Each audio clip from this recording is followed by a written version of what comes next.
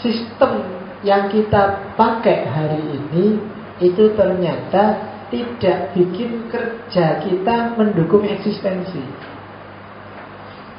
Itu yang gawat.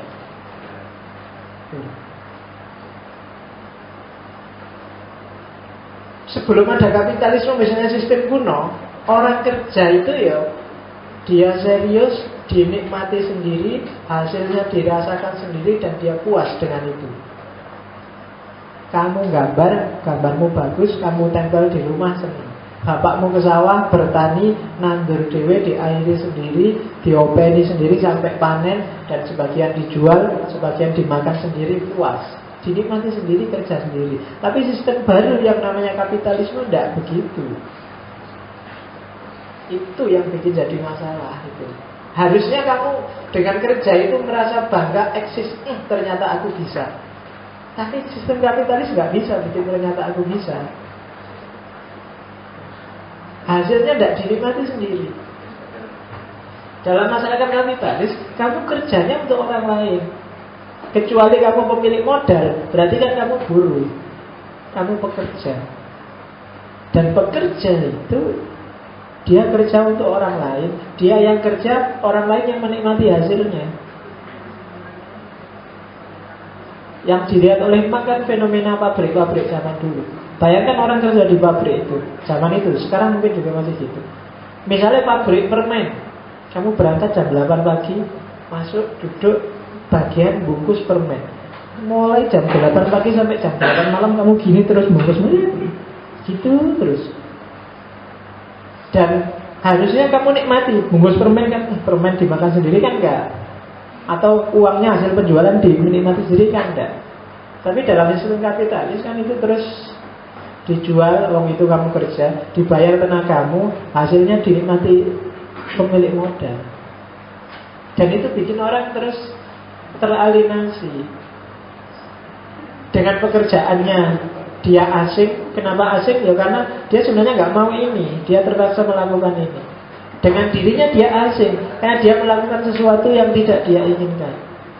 Maka kerja yang merupakan esensinya manusia jadi musibah. Itu yang namanya alienasi. Alienasi itu orang jadi terasing dari dirinya sendiri. Fitrahnya adalah kamu itu berkarya, cipta, rasa, karsa sesuai maumu, dan hasilnya kamu nikmati. Kalau baik kamu bangga, kalau jelek ya kamu kecewa, milikmu sendiri. Tapi dalam Marxisme kamu tidak bisa menikmati, dalam kapitalisme kamu nggak bisa menikmati hasil kerjamu. Orang lain justru yang menikmati. Itu yang bikin teralienasi. Oke. Nah,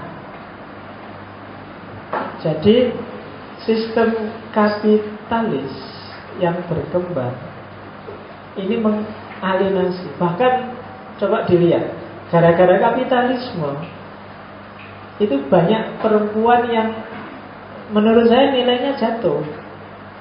Coba dilihat di desa yang tidak ada sistem kerja pabrik model kapitalis itu, bapak ke sawah, ibu ke sawah misalnya, itu kan enak, sama-sama kerja.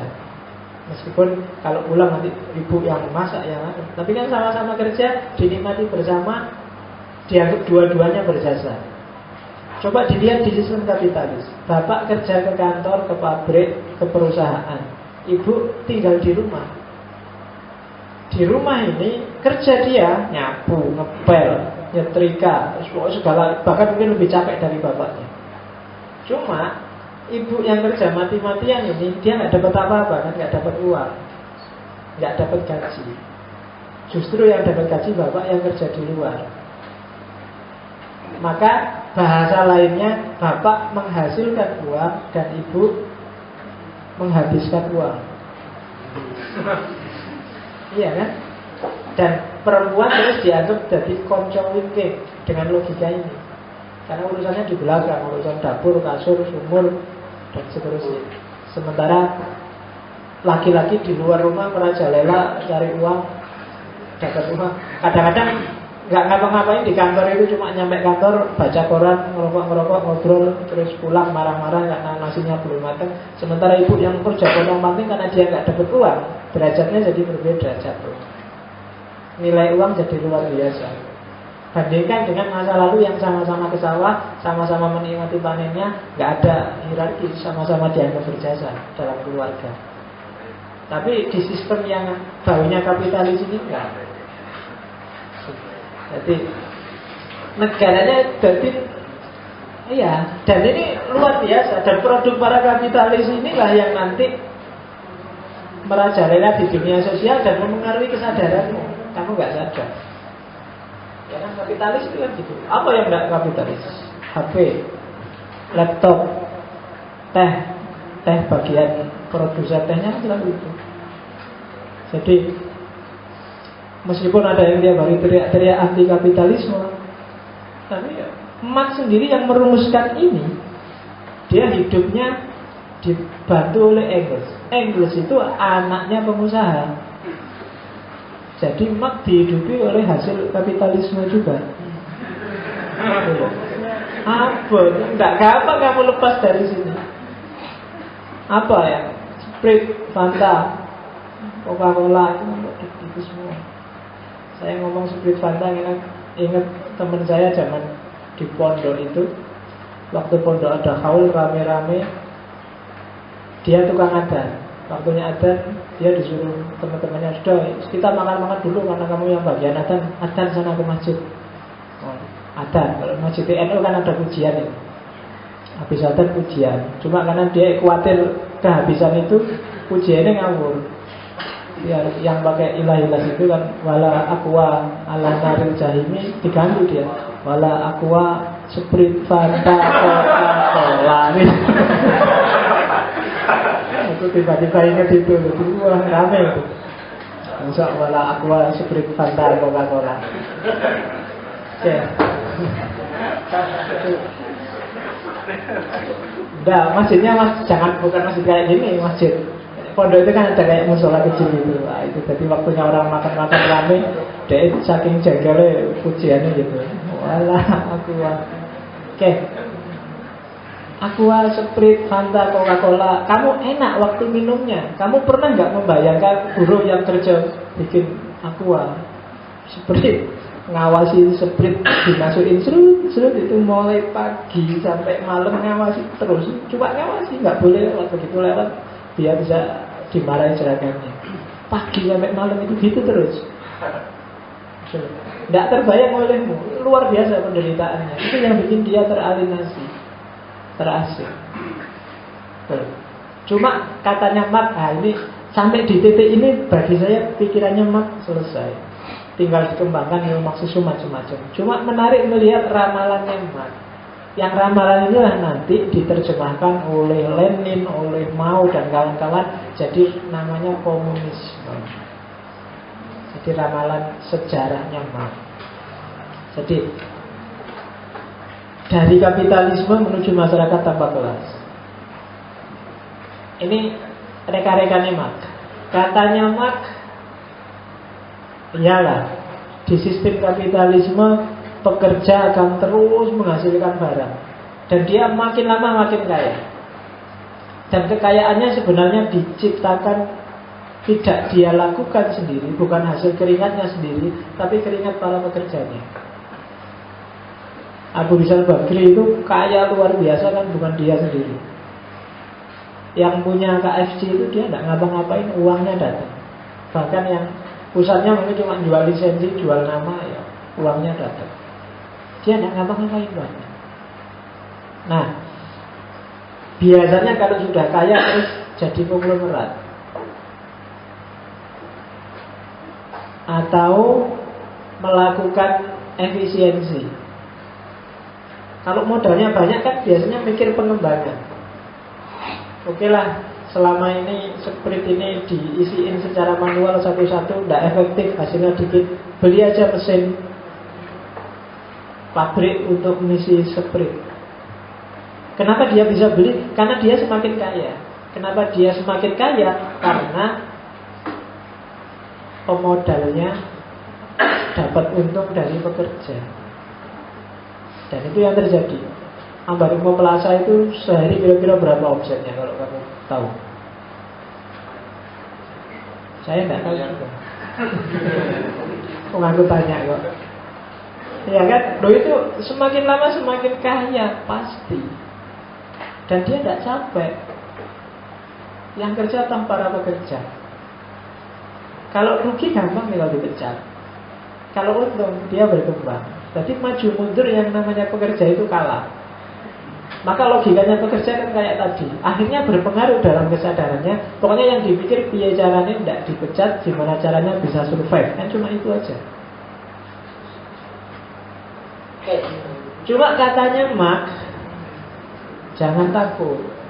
Meskipun betapapun merajalelanya kapitalisme, kalau dia berkembang jaya terus, pada akhirnya dia akan menghancurkan dirinya sendiri. Kalau pekerja semakin lama kedudukannya semakin lemah, justru mengancam dirinya sendiri. Kita lihat. Kalau dia untung terus, maka akan melakukan efisiensi. Beli mesin baru, pabriknya semakin besar. Akhirnya karena mesinnya banyak, buat apa banyak-banyak orang? Pekerjanya dipecati. Pekerjanya dipecati, di PHK. Jangan salah, PHK dia memang kuasa PHK, tapi akan lahir banyak sekali pengangguran. Dan kalau banyak pengangguran, tidak usah dipikir panjang, pasti akan banyak masalah sosial. Dan kalau banyak masalah sosial, jangan harap dia bisa menjalankan usahanya dengan tenang. Pasti rusak. Lama-lama kamu jatuh. 98 contohnya. Kan? Gak ada angin, gak ada hujan, tiba-tiba orang ngamuk semua. Kenapa? Ya banyak orang di PHK, banyak orang nganggur. Orang paling bahaya itu menurut saya bukan orang jahat, tapi orang nganggur.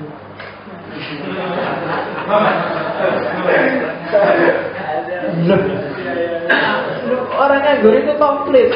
Jadi dia pikirannya judek, mau maju gak jelas, mundur gak jelas, mau ngapain gak tahu. Oh jangan salah. Makanya Indonesia itu kaya dengan pengangguran. Sebenarnya kita negara yang kuat. Iya, pokoknya kalau sedang super jangan macam-macam. Malaysia kalau berani-berani habis. Jangan TNI-nya yang turun, ngapain? Nganggur-nganggur dulu. Iya kan? Oh ini udah nganggur judek malah diprovokasi. Iya kan? Jadi hati-hati, begitu nggak gampang-gampang. Kayak kemarin buruh nuntut UMR. Loh itu kalau mereka bisa kompak, terus mogok semua, apalagi terus pemerintah memutuskan UMR tinggi, akhirnya perusahaannya marah terus dipecati semua. Iya dia kuasa pecat, tapi jangan salah, begitu banyak pengangguran, masalah sosial akan banyak. Dan kalau masalah sosial akan banyak, tinggal nunggu waktu. Bisnismu gak akan lancar. Dan itu ramalannya mah. Jadi kalau dia untung, jangan salah, akan memproduksi banyak pengangguran. Pokoknya hati-hati kamu dekat orang nganggur ya. Terus itu kalau untung. Kalau dia rugi, biasanya kan alternatifnya kalau dia rugi ya perusahaannya tutup. Atau kalau nggak tutup ya upahnya diturunkan. Ya kan, upah pada pegawainya. Atau kalau nggak bisa juga paling PHK. Baik upah diturunkan atau PHK kan hasilnya sama, pengangguran. Atau kalau upah diturunkan ya paling tidak kan terus daya belinya jatuh. Daya beli masyarakat jatuh. Kalau daya beli masyarakat jatuh, termasuk juga banyak pengangguran, hati-hati, pemodal juga terancam. Jadi ya, bagi yang punya usaha makanya jangan kejem-kejem sama anak buahnya, sama pekerjanya. Karena untung atau rugi pun ada resikonya. Makanya jangan kemelindi. Nah, jadi di yang pertama menghasilkan pengangguran, di yang kedua juga menghasilkan pengangguran sebenarnya. Kalau dia rugi juga di PHK. Dan itu kan yang terjadi 98 kemarin. Begitu dolar naik, rupiah anjlok, perusahaan-perusahaan kolaps, terus PHK besar-besaran. Di mana-mana banyak orang stres karena di PHK. Meledaklah kerusuhan besar-besaran tahun 98. Kalau memang nganggur dari awal mending. Kalau habis kaya raya atau habis hidup bergantung pada kerjaan terus nganggur, itu stresnya double. Ya, jadi maka itu yang terjadi 98. Jadi ramalannya mak, alah jangan gaya kapitalisme. Kamu untung apa rugi, hasilnya sama. Kalau kamu untung, hasilnya ya akan ada masalah-masalah sosial yang timbul. Dan kalau kamu rugi, ya apalagi. Maju apa mundur, kamu akan kalah. Katanya mak, ini ramalan loh ya. Nanti banyak kritik juga terhadap ini, cuma ya enggak sekarang. Saya masih harus cerita banyak sebelum kritik mak. Oke. Tadi diawali dari pengangguran yang banyak tadi. Begitu banyak pengangguran, begitu banyak orang susah, kalau banyak orang terpinggirkan, akan jadi revolusi. Kayak 98 tadi. Di revolusi itu ramalannya mak, kaum proletar, yo, lawannya kaum borjuis. Borjuis itu orang-orang kaya, proletar itu orang-orang ya pekerja. Saya tidak tahu kamu golongannya borjuis atau proletar. Borjuis itu yang suka beli burjo.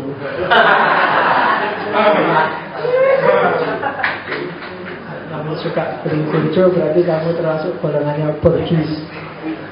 Oke. Nah, jadi ketika terjadi revolusi kayak 98 itu, biasanya yang terjadi penjarahan. Penjarahan itu berarti apa? Kelompok pekerja akan mengambil alih aset, mengambil alih sarana-sarana produksi yang sebelumnya dimiliki oleh pemodal. Ini sebenarnya dulu antara lain revolusi yang coba dilakukan oleh apa? Ya kelompoknya Aidit dan kawan-kawan tahun 65. Para petani dipersenjatai, senjata yang isu angkatan perang kelima itu tujuannya sebenarnya ini. Dia bisa mengambil alih sarana produksi dari para pemodal, dari kelompok borjuis. Revolusi. Kayak kamu demo tiap hari kan mesti teriak-teriak revolusi. Meskipun saya kadang-kadang tidak paham revolusi terus mau apa. Revolusi kok demo? Revolusi itu kamu bikin perubahan drastis, itu revolusi. Revolusi kalau cuma orasi ya tidak ada gunanya. Jadi revolusi ayo tapi tenanan. Jangan cuma ngajak demo, ngapain nanggung. Kalau cuma demo ya namanya bukan revolusi, itu namanya tausiah. Ya orasi itu kan bahasa kerennya, bahasa agamanya kan tausiah. Mau itu hasanah. Ya, jadi kamu kan tausiah kalau demo itu. Oke. Revolusi besar terjadi, sudah selesai. Aset dipegang oleh kelompok proletar. Maka akan lahir kelas baru, akan lahir fase baru, namanya diktatoriat proletar, kediktatoran kelompok proletar. Tadi orang-orang melarat, orang-orang pengangguran, orang-orang terpinggirkan yang berontak tadi, yang bicara revolusi tadi, sekarang pegang kekuasaan. Di masa-masa awal, ketika baru pegang kekuasaan, pasti terjadi euforia besar-besaran. Dan itu yang disebut diktatoriat proletar. Saya tidak tahu apa itu mirip dengan anarkisme apa enggak. Jadi Kelompok proletar sekarang menguasai dan dia ngatur-ngatur, dia menekan kelompok borjuis. Biasanya orang itu kalau habis ditekan habis-habisan, begitu dia bisa balasnya juga habis-habisan. Dan itu fase awal. Orang kan senangnya gitu, balas dendam itu kan biasanya lebih dahsyat daripada ketika dulu dia direpresi. Kalau orang sudah ngamuk, kamu dipukul sekali, balasnya bisa puluhan kali. Beda sama Yesus. Kalau Yesus kan kamu dipukul pipi kanan, kasihkan pipi kiri, kan gitu. Kalau Sokrates juga mirip kayak Yesus. Sokrates itu pernah ditampar orang, terus di pipinya ada bekasnya. Ditanya orang, "Loh, pipi itu kenapa?" "Aku habis dipukul orang." "Enggak, kamu balas." "Ya ini balasanku." Jadi pipinya yang merah itu dibilang, "Ya ini balasannya, pipi merah ini." Itu Sokrates. Kalau kamu enggak tahu saya. Kira-kira kalau habis dipukul orang terus balas apa enggak? Kalau saya tergantung yang mukul siapa dulu. Oke. Akan ada fase beberapa lama ketika kelompok proletar ini menguasai keadaan dengan kediktatorannya. Masih chaos. Tapi perlahan namun pasti akan muncul terakhir masyarakat tanpa kelas. Orang mulai sadar, iya ya, kemarin aku ditindas, sekarang kok aku nindas, berarti aku sama aja sama dia. Enggak seharusnya kayak gini, kita kok sama aja kerjasama. Sudah. Kesadaran masyarakat tanpa kelas itu, maka akhirnya muncul kesadaran, oke lah, sekarang enggak boleh ada penguasaan modal oleh individu, oleh orang tertentu yang bisa menghisap orang lain. Sekarang semua, untuk semua. Motonya dari setiap orang sesuai kemampuannya, untuk setiap orang sesuai kebutuhannya. Lahirlah model yang kamu kenal nanti diterjemahkan jadi komunisme. Harta negara milik semuanya, aset-aset produksi milik bersama-sama, semua modal milik bareng-bareng, untuk kepentingan bareng-bareng sesuai kebutuhan masing-masing orang. Dan setiap orang harus bekerja melakukan sesuatu sesuai kemampuannya. Yang pinter ngomong jadilah dosen, jadilah guru. Yang pinter macul ya jadilah petani. Cuma hasilnya apanya milik bersama. Itu masyarakat tanpa kelas sudah. Tidak ada sekat-sekat, tidak ada kategori-kategori. Pokoknya kita hidup bareng-bareng. Nah, itu lahirlah dari kapitalisme jadi masyarakat tanpa kelas. Saya tidak tahu apa ya, mungkin kayak gini, tapi ini ramalannya Marx. Cuma ya seperti teorinya Marx sendiri. Kenapa kok ramalannya Marx ini nggak sukses? Karena hidup itu dialektis. Kalau dialektis, ya tergantung, ada tesis, tergantung antitesisnya apa dulu. Antitesis berbeda, sintesisnya bisa berbeda. Kalau emak kan karena ini sifatnya ramalan, kan dia beramal, nanti tesisnya ini, antitesisnya ini, lahirnya kayak gini. Ya, tapi begitu dirubah, disubstitusi variabelnya, bisa ganti. Nah, terakhir 9:30 ya, nggak sadar lagi. Sudah 1 jam 1/2. Terakhir aja, cuma tak tambahin. Banyak orang bilang bahwa Marx itu ateis. Iya, dia ateis. Cuma yang penting sebenarnya Marx mengkritik agama tidak di level ontologis. Dia mengkritik agama di level ini, sosial, di level ekonomi, di level praksis.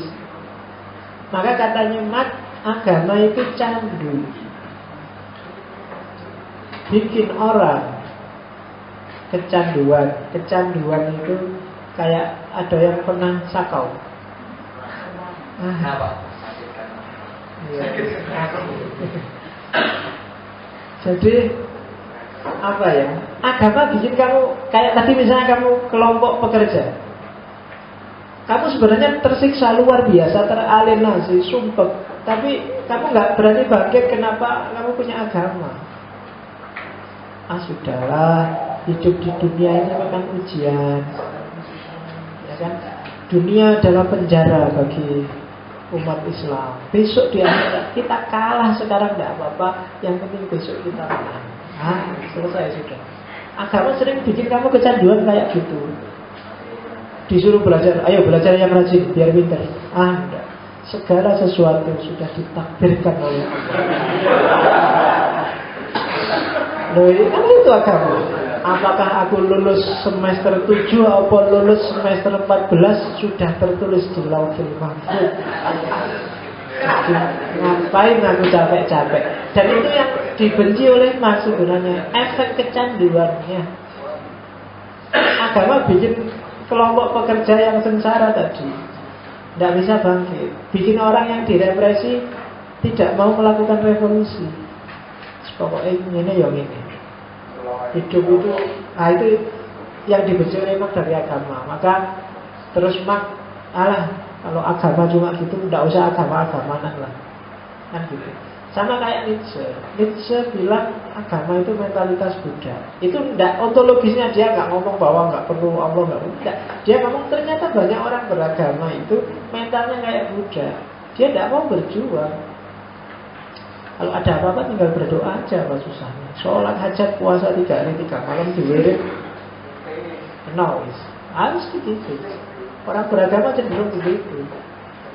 Dan itu yang dikritik oleh Marx, dikritik oleh Nietzsche. Jadi keberagamaan yang bikin kamu mabuk. Orang yang punya agama begitu dia kalah biasanya cari dalih agama terhadap kekalahannya. Kalau cuma kayak gitu mending gak punya agama katanya. Begitu kamu kalah bangkit lagi berjuang. Itu yang sangat terkenal sehingga terus dia disebut anti agama. Jadi yang dimaksud anti agama berarti dia anti dengan cara beragama seperti cara kita selama ini. Cara beragama yang membius, menghilangkan kesadaran sosialmu, menghilangkan kesadaran ekonomi, menghilangkan kesadaran terrepresi. Kamu nggak sadar bahwa kamu itu sedang terrepresi, tapi kamu merasa pokoknya ya kayak gini nih hidup yang diridhoi oleh Allah. Ya selesai sudah. Makanya kenapa Islam sampai hari ini gak bangkit-bangkit, antara lain karena mentalitas ini gitu.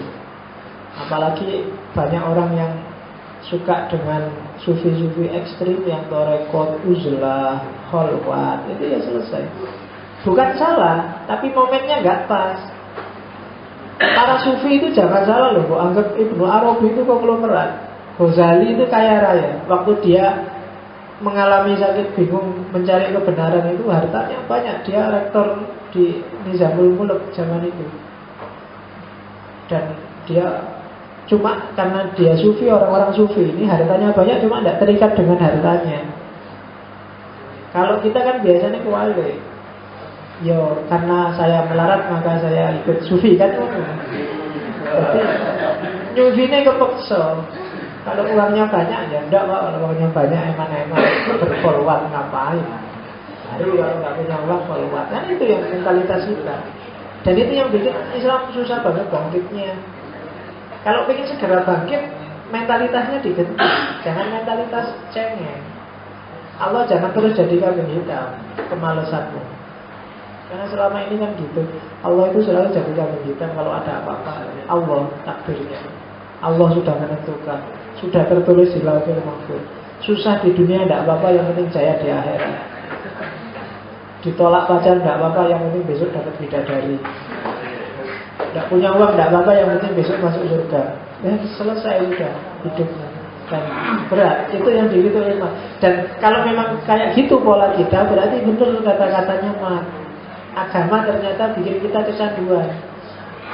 Orang lagi sako kan gitu. Dia nggak ngerti realitas apa, pokoknya dia merasa enjoy aja, merasa enak aja. Nanti kalau kamu sadar, kamu bangun, jangan-jangan kamu kaget. Dan itulah Marx. Oke, materialisme historis. Semoga sudah dapat gambaran dikit-dikit. Ada yang tanya? Kalau ini Pak, kalau boleh sedikit sok pintar mau mengkritik umat,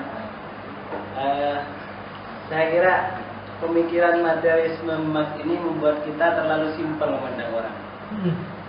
Karena begini, berangkat dari dia tadi kan menggebrak apa teori dialektikanya Hegel gitu kan. Dia berangkat dari satu asumsi yang berlawanan dengan Hegel, sehingga dari situ dia sangat pemikirannya sangat kebendaan sekali. Dan saya pernah baca buku Michael Bakhtin, dia seorang Marxis, tapi kemudian dia mencoba untuk mendialektikakan pemahaman Marxisme dengan pemahaman waktu itu yang masih merajalela, strukturalisme. Bagi dia, ekonomi adalah basic structure. Dia yang melahirkan segalanya, pemahaman baik tentang agama, bahasa, baik tentang sastra dan sebagainya. Tapi kesalahan Marx menurut dia itu dia justru mematahkan dialektikanya sendiri dengan asumsi kalau ekonomi itu basic structure, terus agama, budaya, bahasa itu yang di atasnya superstruktur ya Pak. Nah, justru itu akan mematahkan dialektikanya sendiri. Kenapa? Kalau saya boleh mengkritisi tadi Marx mengkritisi agama di level aksiologisnya, maka secara aksiologis juga banyak sekali yang dikritisi. Dengan pandangannya ini, Marx justru terkesan menjauhkan memutlakkan ekonomi, sehingga akhirnya kita tidak bisa melihat seperti tadi Bapak terangkan Al-Ghazali, Ibnu Arabi itu fenomena. Bagaimana mereka kaya tapi mereka sufi. Kita terkadang berpikir memandang orang sekarang, wah dia kok sufi ya, deloken kere, lihat aja dompetnya, dia nggak punya apa-apa. Nah, itu kita terlalu kita cenderung seperti itu dengan pemikiran Marxian itu di tataran epistemnya. Kemudian aksiologisnya, kadang itu gak teruji sejarah apa yang dipaparkan Marx, baik itu ramalan-ramalannya tadi. Buktinya sekarang banyak negara-negara sosialis yang awalnya sangat mengagung-agungkan Marx seperti Rusia, Cina, ternyata dia diam-diam malah beralih kiblat ke kapitalis. Dan justru yang diperlukan mungkin kalau kembali kepada Marxianisme, yang diperlukan itu adalah reformasi intelektual seperti katanya Gramsci. Bukan karena monotonnya Marx itu di tataran aksiologis. Dia ketika sudah beranggapan segalanya itu berawal dari benda, dan oleh karena itu dia harus mereformasi total sistem dengan dasar kebendaan itu, semuanya harus diambil alih, maka langkahnya dia monoton. Sedangkan Gramsci walaupun dia Marxian, dia cenderung lebih intelektual. Bagaimana itu teruji sejarah dengan mungkin hadirnya kayak Aflatun juga. Aflatun di Eropa pada saat itu diawali dengan mungkin gebrakannya Galileo yang mengatakan heliosentris macamnya. Itu kan reformasi intelektual. Ada semacam dialektika antara ide dengan yang kasat mata, yang material, dan material dengan ide saling berdialektis. Nah, si Marx cenderung mematahkan dialektikanya sendiri. Ketika dia sudah menganggap semua kebendaan, maka gak ada dialektika lagi. Semuanya kembali ke benda. Yang budak akan dibawa, yang kaya pasti menang, yang miskin pasti kalah. Itu cenderung seperti itu, sehingga kita memandang orang pasti seperti itu. Orang begini, nah dia kan kere. Orang begitu, wah dia kaya, dia bisa seperti itu. Padahal seperti Al-Ghazali dan Ibnu Arabi itu fenomenal gitu. Dia ada, dia sufi tapi dia kaya. Mungkin menurut Bapak bagaimana? Terima kasih. Kritik terhadap Marx banyak ya. Cuma saya tidak akan ngomong satu-satu, banyak. Ada Althusser, ada neo-Marxisme, itu tokohnya banyak. Neo-Marxisme itu menyempurnakan kelemahan-kelemahan teorinya Marx. Cari sendiri, cari di buku-buku kalau kamu tertarik. Cuma melihatnya harus fair. Setiap filsuf dia punya, kayak di hermeneutik kemarin, punya angle sendiri, punya fokus sendiri, punya perspektif sendiri, termasuk punya isi kepala sendiri. Marx sangat wajar ketika dia fokus ke ekonomi kalau dilihat dari riwayat hidupnya. Dan masuk akal. Yang kedua, maka membaca Marx caranya adalah ada gak sih dimensi kehidupan di masyarakat itu yang versi Marx, yang apa-apa perhitungannya serba ekonomi. Sisi kehidupan kita yang mana ya yang kayak gitu. Kalau ada berarti oh ini kok yang dilihat Marx itu. Cara membacanya seperti itu. Jadi banyak kritiknya Marx. Jangan khawatir kalau cuma mau kritik, banyak. Saya pernah nulis sendiri. Jadi jangan khawatir. Cuma dengan kritik tidak harus kurus, berarti Marx tidak usah dipakai. Tidak, banyak sekali ide-ide yang relevan dari Marx. Kalau enggak, dia tidak akan hidup sampai hari ini.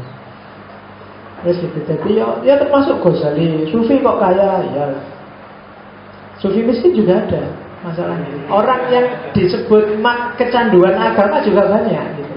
Dan itu yang dilihat malah. Loh, kok nggak lihat yang lain? Loh, karena memang manusia tidak bisa melihat komprehensif. Ketika punya satu teori apa aja nggak bisa kamu dari mana-mana enggak.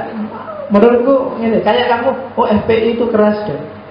Kamu kan nggak bisa, loh FPI itu kadang-kadang juga kalau ada bencana bantu, tapi kan enggak, pokoknya karena kamu sudah. Nah, sementara bagi yang suka FPI itu bela Islam kok. Dari sisi itu dia melihat. Dan persis Marx juga kayak gitu. Jadi jangan khawatir kalau pengen ngeritik Marx, kalau butuh tak kasih banyak. Cuma tidak mungkin tak sampai di sini. Serius, termasuk Gramsci. Gramsci kan dikenal juga neo-Marxian. Jadi caranya gitu.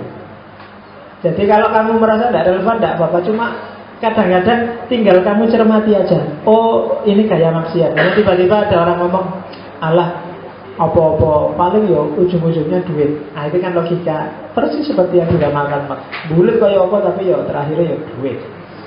Ada kiai komersial, katanya ikhlasillahi ta'ala, tapi ya kalau diundang pakai tarif. Oh, berarti bener ya Marx itu. Ternyata agama ujung-ujungnya uang. Nah, bacanya kayak gini. Jadi bahwa dia lemah, tidak mewakili realitas. Karena apapun yang ada ismenya saya tidak percaya. Kalau kamu tanya saya suka yang apa, idealisme saya tidak percaya. Begitu ada isme, berarti melihat realitas yang kompleks dari satu perspektif yang tunggal. Tidak mungkin menurut saya. Apapun nama ismenya, termasuk pluralisme atau kemarin monisme, begitu ada isme, berarti realitas yang kompleks kamu reduksi jadi persepsi tunggal. Apalagi Marxisme. Cuma ini kan cuma tak tunjukin ada versi material yang beda sama mekanis sama materialisme kuno model Demokritos.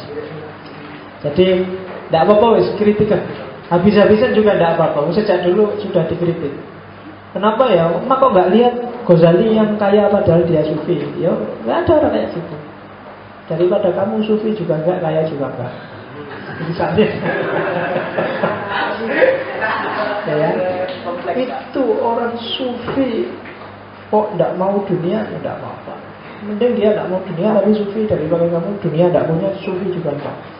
Nah kadang-kadang kayak gitu. Jadi realitas kompleks. Jadi jangan takut untuk mengkritik, bagus. Jalan aja terus. Dan indahnya filsafat di situ. Marx juga tidak. Marx itu malah justru sering kan tadi tak bilang dia mengkritik Marxisme loh. Ada orang-orang tokoh-tokoh tertentu yang diafiliasikan dengan Marxisme dan Marx sendiri nggak setuju sama dia. Bahkan dia bilang kalau Marxisme itu kayak gitu, aku bukan Marxisme kalau gitu. Marx ngomong. Jadi ya santai aja, jangan takut kalau mau mengkritik. Kritik aja Marx. Banyak kelemahannya. Jangankan yang versi Marx, yang sangat idealis kayak Hegel, itu aja habis dikritik. Immanuel Kant yang dewanya abad modern, yang sampai hari ini sebenarnya gaya memikir sebenarnya Kantianisme, itu pun ya kelemahannya sangat banyak.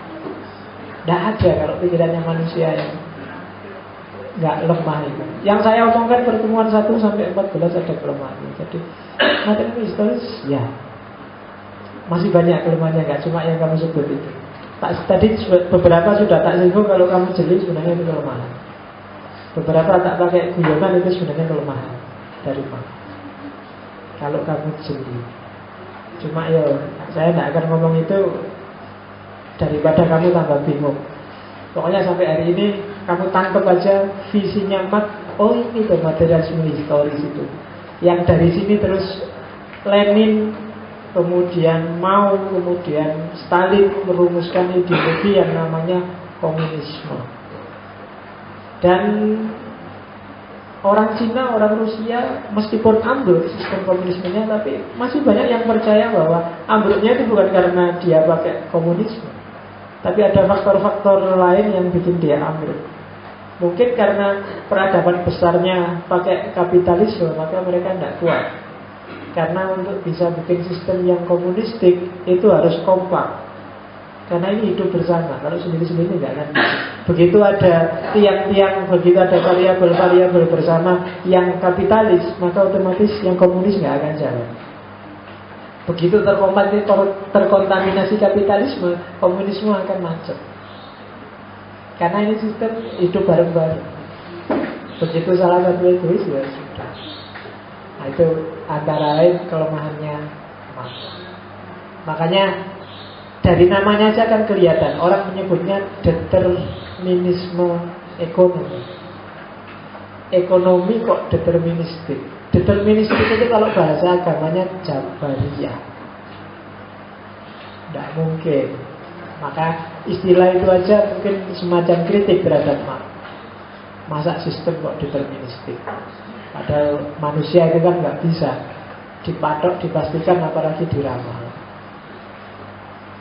Oke, ada lagi. Jangan khawatir, minggu depan kita ketemu dengan tandingannya materialisme, yaitu idealisme. Saya masih belum bisa ngukur berapa pertemuan saya harus ngomong idealisme, karena panjang sekali idenya dan banyak. Filosof klasik sampai modern itu hampir semuanya idealistik.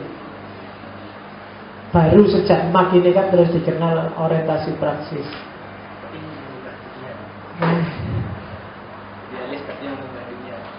Ya. Makanya yang dikritik Marx kan bukan kok.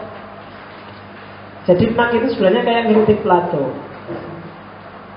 Nggak mungkin ide kayak Hegel itu kan dari ide terus ada implikasi praktisnya. Nggak kayak gitu kalau di Marx. Dari realitas kenyataan sehari-hari kemudian baru dikonstitusi ide. Kalau ada orang ide dulu kayak di Hegel, itu pasti tautologis, tidak mengakar. Itu aja sebenarnya dikritik Marx. Jadi Marx sangat muridnya Hegel, cuma dia membalik aspek dialektika yang sifatnya metafisik dijadikan dialektika yang sifatnya realistik. Itu aja. Jadi kalau disebut anti juga tidak, dia melanjutkan gurunya. Hegel itu gurunya, dan dilanjutkan dari metafisik jadi realistik. Oke ya, sudah ngantuk kelihatannya. Masih ada yang tanya? Nggak ada? Ya iyalah, dibikin nggak ada aja lah. Sudah jam 10. Oke, insya Allah kita akan ketemu lagi minggu depan. Saya akhiri sekian. Assalamualaikum warahmatullahi wabarakatuh.